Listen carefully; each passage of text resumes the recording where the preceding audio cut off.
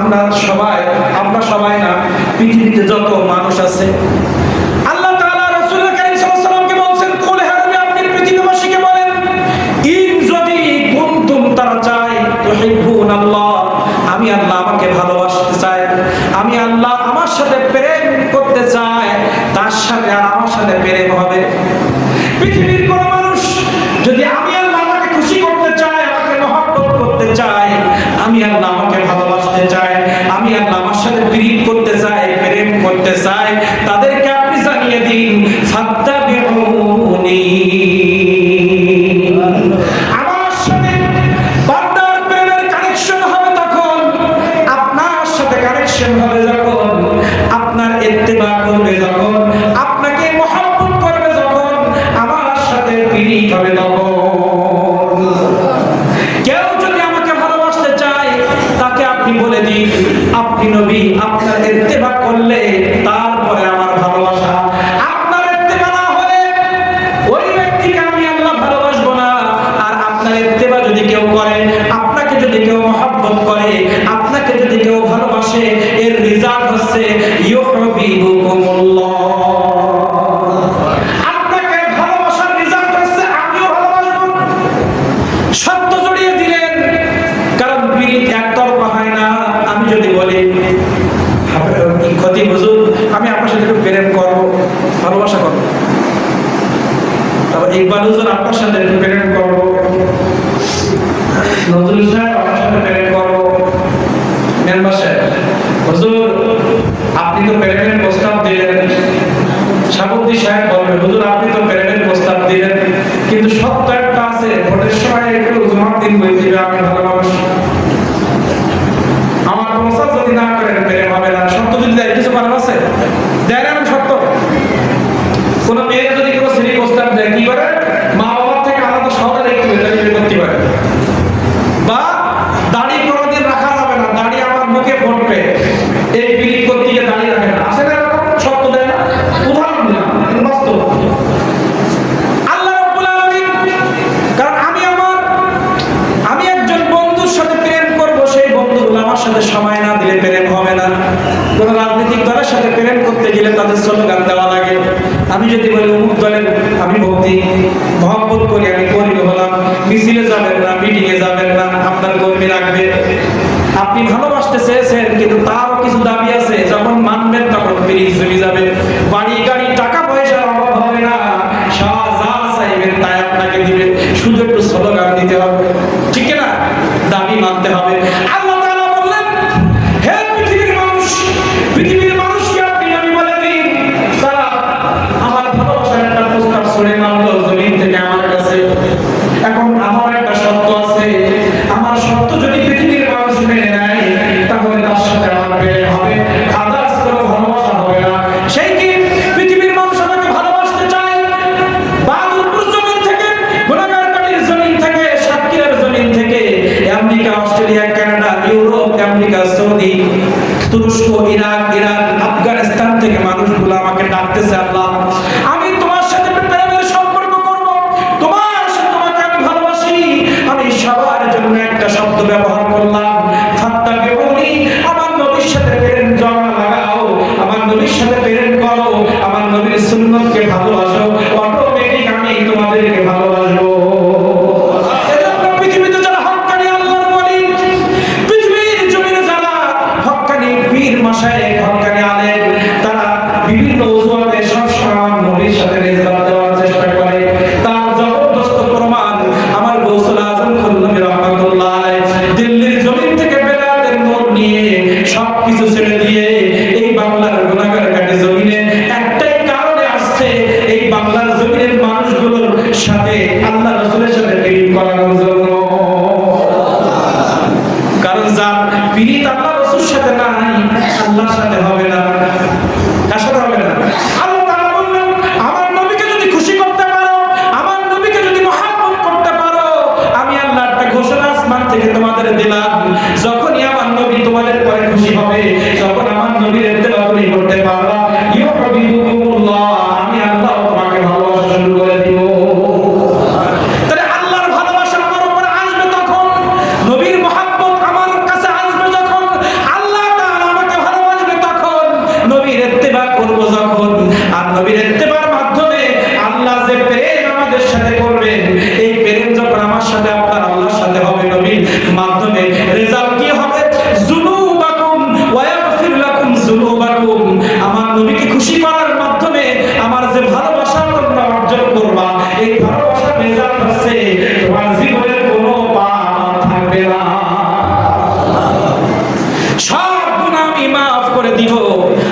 নবীর খাতিরে আল্লাহ তাআলা বললেন পৃথিবীতে আমি মানুষ পাঠিয়েছি তাদের নফসের তাড়নায় তারা গুনাহের কাজ করে। গুনাহ করি না আমরা? এই গুনাহগারদের শানে আল্লাহ তাআলা একটা আয়াত নাযিল করেছেন। কি নাযিল করেছেন?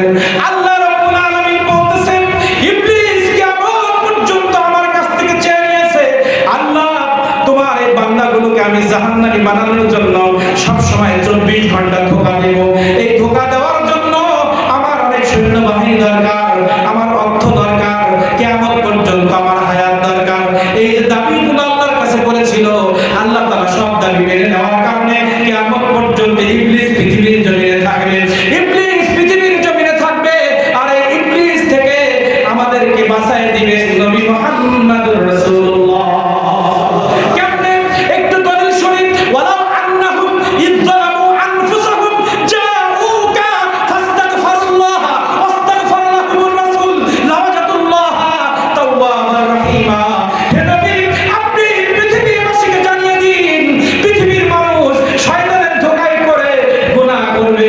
এই গুনাহ করার পরে নফসের সাথে গুনাহ করবে, নিজের জীবনের সাথে গুনাহ করার পরে ওই ব্যক্তি যদি আপনার দরবারে যায় ওয়ালাউ আন্নাহুম ইযযালামু আনফুসাহুম, কোন ব্যক্তি আনফুসাহুম মানে নিজের সাথে, কোন বান্দা যদি তার নিজের নফসের সাথে তার জীবনের সাথে অনেক গুনাহ করে ফেলে, গুনাহ করার পরে এমন গুনাহগার আমার কাছে হাত তুললে আমি তার হাত কবুল করতে পারছি না, এই গুনাহ নিয়ে জাউকা আপনার কাছে যখন যাবে আপনি যদি ওই গুনাহগারের পক্ষ থেকে ফাস্তাগফিরুল্লাহ আমি আল্লাহ আমার কাছে ক্ষমা চাইবেন, ওয়াস্তাগফার লাহুমুর রাসূল আপনি রাসূল আপনার দরখাস্তর কারণে আপনার এই আর্গুমেন্টের কারণে আমি আল্লাহ তার জীবনের গুনাহ মাফ করে দিব।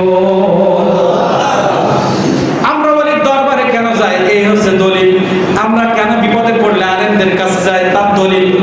কারণ এখন তো নবী দুনিয়ায় নাই, কিন্তু আয়াত তো কিয়ামত পর্যন্ত থাকবে।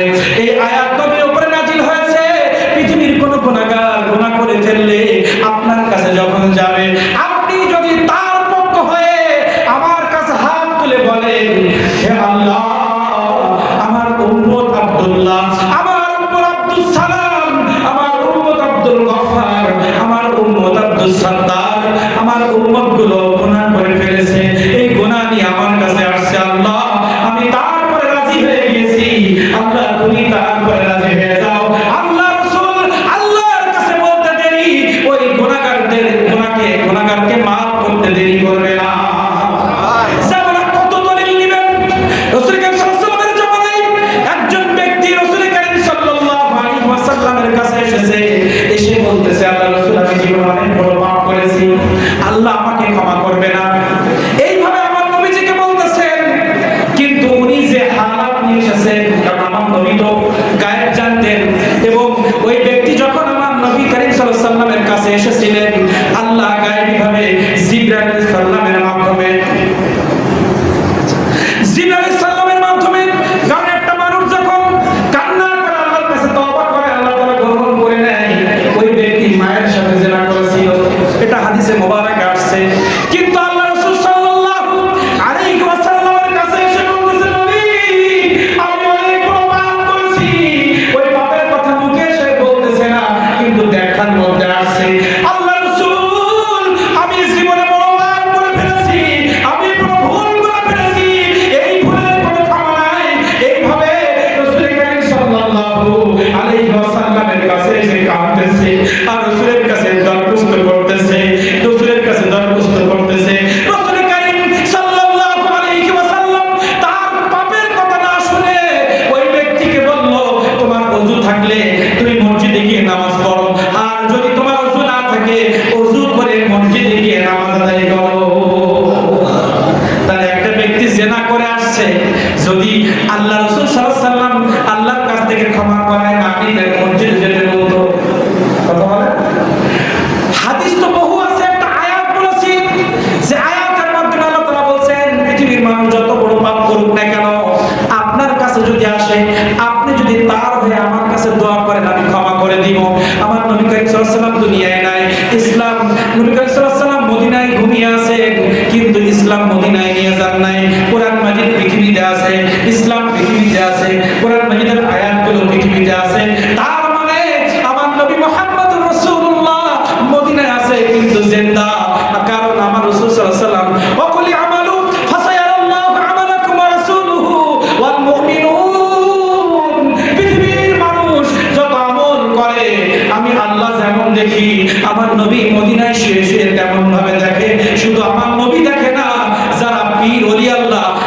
খুশি করে জান্নাতি হয়ে কবরে আসছে, তারাও পৃথিবীর মানুষের আমল দেখতে পায়। এজন্য আহলে সুন্নাত ওয়াল জামাতের আকীদা হচ্ছে মদিনা শরীফে গিয়ে নবীজির রওজার পাশে দাঁড়িয়ে যদি একটু দরখাস্ত করি, নবী জীবনে অনেক ভুল করেছি, আপনি আল্লাহর কাছ থেকে একটু ক্ষমা করায় দেন। জিন্দা হলে পারবে কিনা? পারবে না? পারবে। আমার নবী পারেন। এবং নবী করিম সাল্লাল্লাহু আলাইহি ওয়াসাল্লাম এই আয়াত দিয়ে আল্লাহ তাআলা বুঝাতে চেয়েছে আমার নবীর ইন্তেকাল হবে, কিন্তু আমার নবী ওয়ারিস, আল উলামা ওয়ারাসাতুল আম্বিয়া, আল্লাহর ওলি এবং হক্কানি আলেমগণ পৃথিবীর জমিনে থাকবে। কোন ব্যক্তি অন্যায় করে যদি কোনো হক্কানি আলেমের হাত ধরে বায়াত হয়, আল্লাহর ওলির কাছে গিয়ে যদি সে সারেন্ডার করে, ওই ওলি যদি আল্লাহর কাছে দোয়া করে, ওসিলা খুঁজে পায় না। না কি পড়ি যে লেখাপড়া করে বুঝলাম না। এই আয়াতের মধ্যে তো ডাইরেক্ট ওসিলার কথা বলা হয়েছে, ইয়া আইয়ুহাল্লাযীনা আমানু তাকুল্লাহা ওয়াত্তাকু ইলাইহি ওসিলা, ওই আয়াত তো পরে। এখানে কি বলা হলো? পাপ করেছে, আপনার কাছে যাবে, আপনি তার হয়ে আমার কাছে চাইবেন, আমি ক্ষমা করব। তাহলে এই যদি এটা ওসিলা বলে না, আমি একটা মাধ্যম ধরলাম কাকে? নবী মুহাম্মদ রাসূল সাল্লাল্লাহু আলাইহি ওয়াসাল্লাম। তাহলে আল্লাহর ওলির কাছে গিয়ে যদি বলি, হুজুর আপনি তো আল্লাহর প্রিয় মাহবুব, আপনি তো আল্লাহর প্রিয় বান্দা, আপনার উপরে আল্লাহ রাজি আছে, আপনি অনেক পাপ করেছি, অন্যায় করেছি, আপনি আমার হয়ে আল্লাহর কাছে দরখাস্ত করেন। আমরা পীরের কাছে চাই না, ভুল ব্যাখ্যা করা হয়। আমরা পীরকে ওসিলা মানি, পীর সন্তান দিতে পারে না, পীরের মাধ্যমে আল্লাহ সন্তান দেন। ঠিক কথাটা অপব্যাখ্যা করে যারা আল্লাহর ওলির দুশমন, রাসূল সাল্লাল্লাহু আলাইহি ওয়াসাল্লামের দুশমন, তারা অপব্যাখ্যা করে আমরা মাজারে গিয়ে চাই, আমরা পীরের কাছে চাই। পীরের কাছে চাই না, পীরের মাধ্যমে চাই।